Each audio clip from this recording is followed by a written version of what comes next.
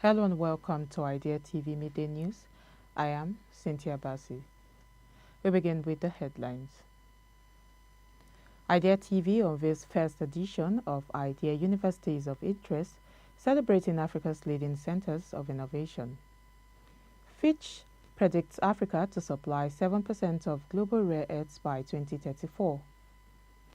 NAPE warns of imminent oil output decline without new discoveries.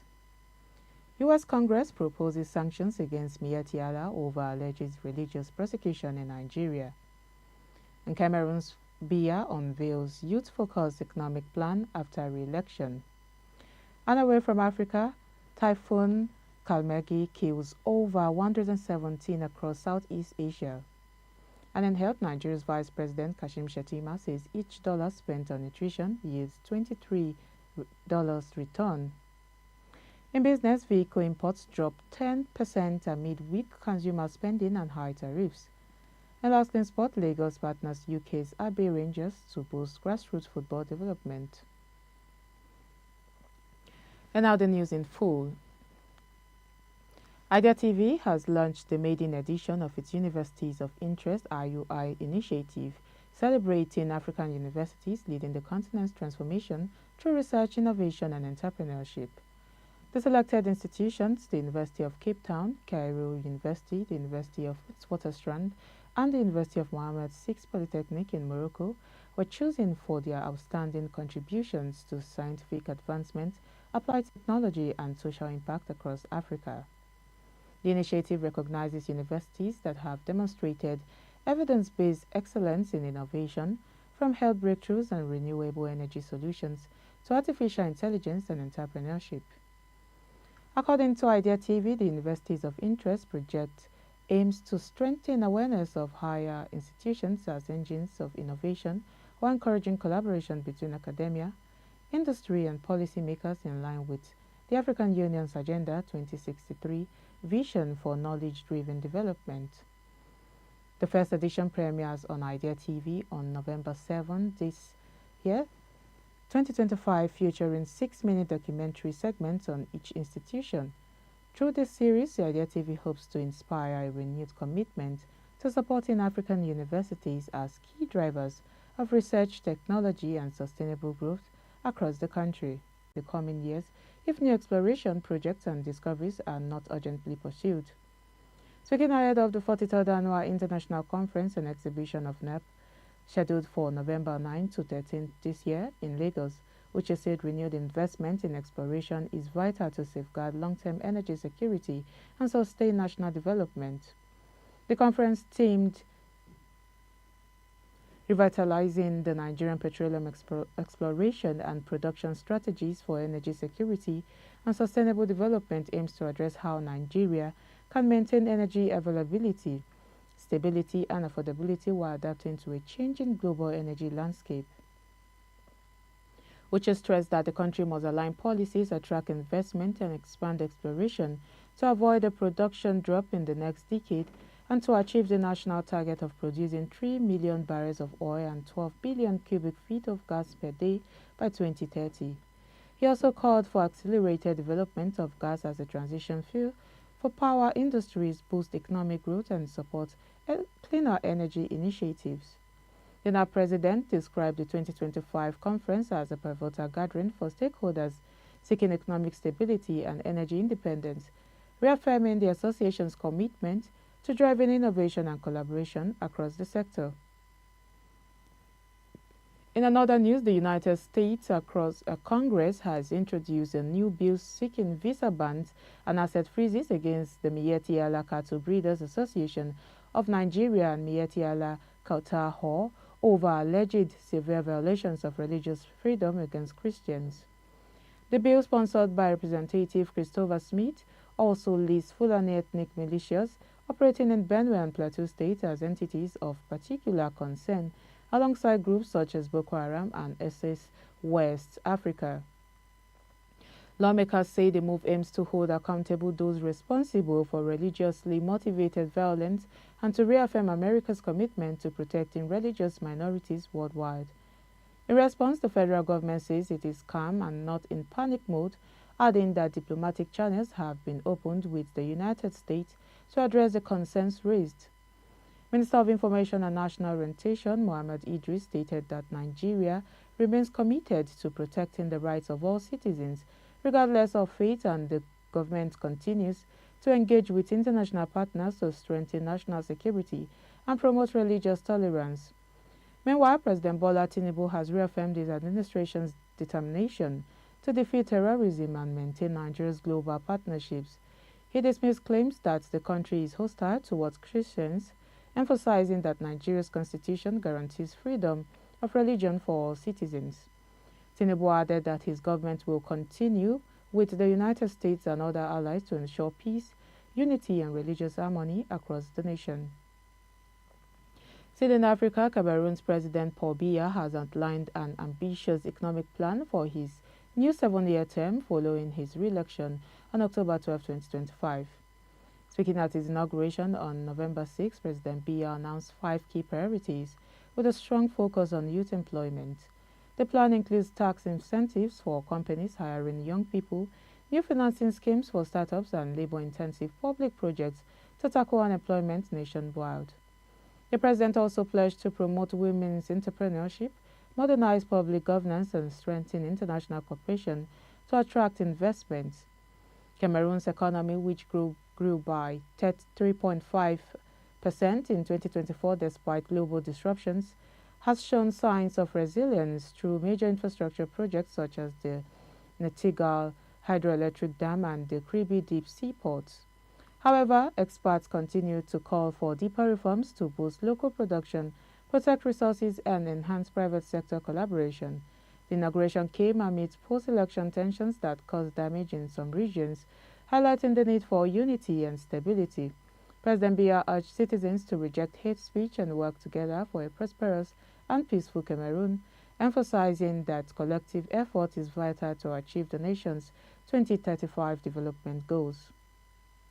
We go on a quick break now. The news continues when we return.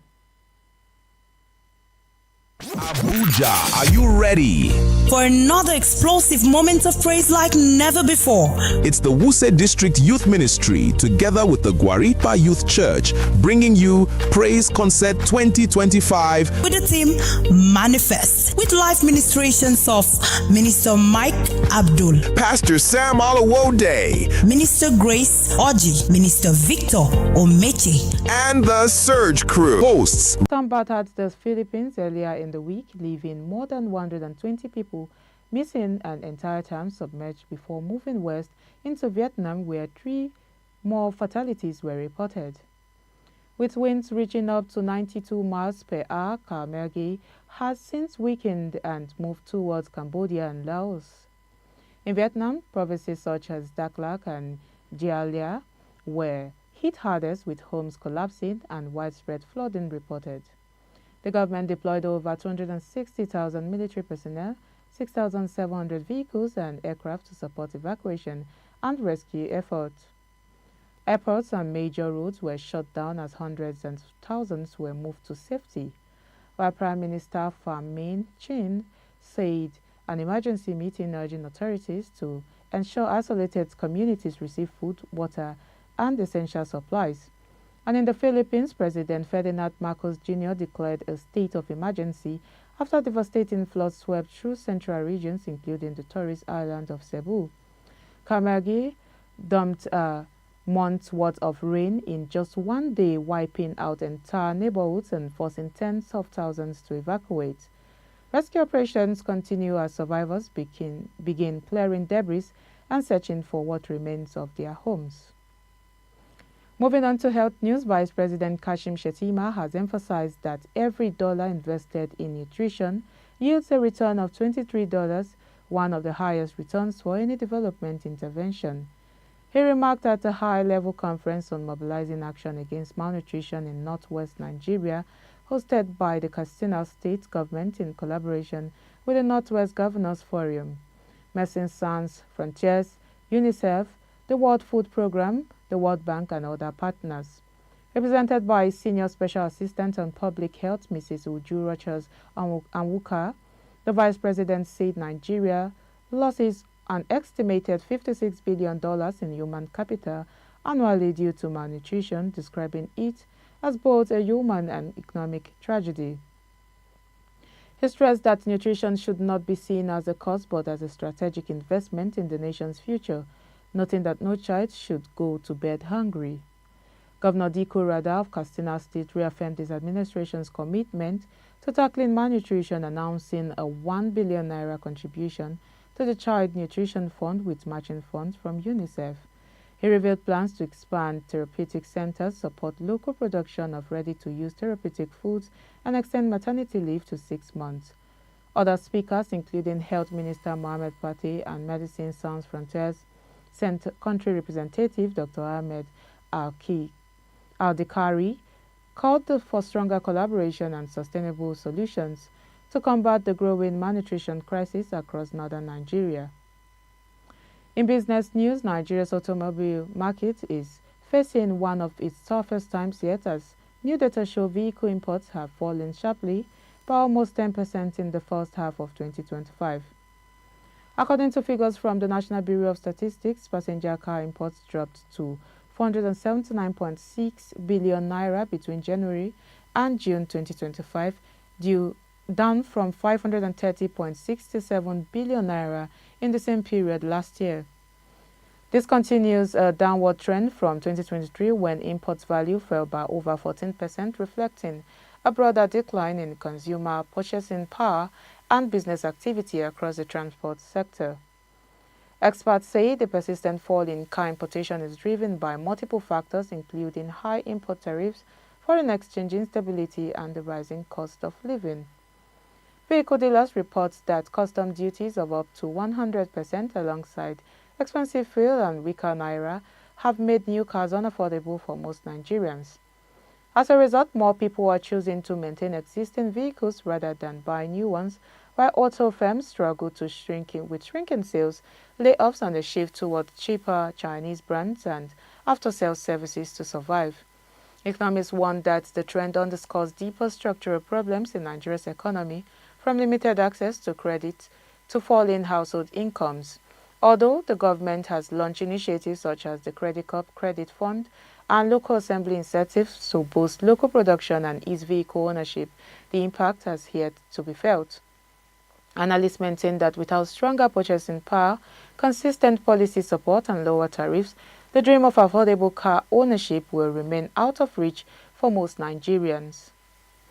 And lastly, in sports news, the Lagos State Sports Commission has announced a strategic partnership with ABBEY Rangers Football Club of the United Kingdom to advance grassroots football development across the state.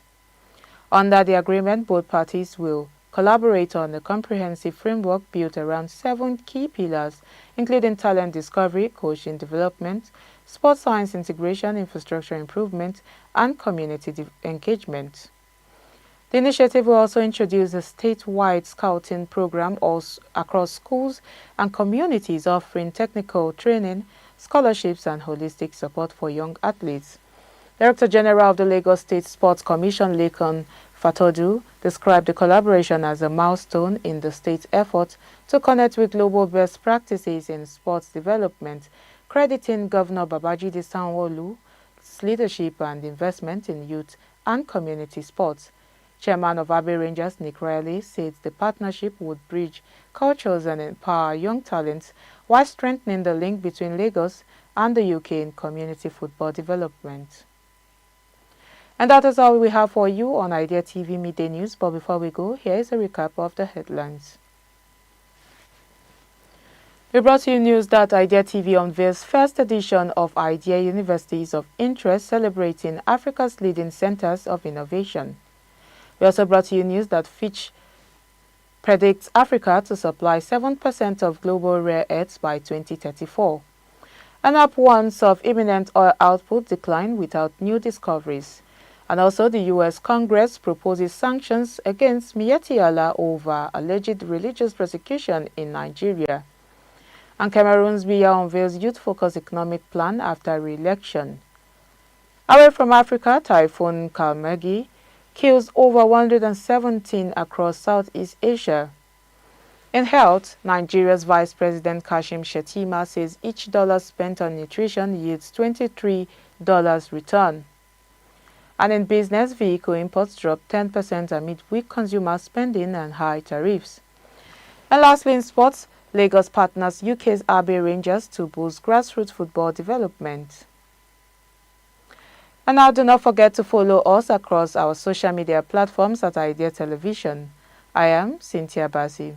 Thank you for your time.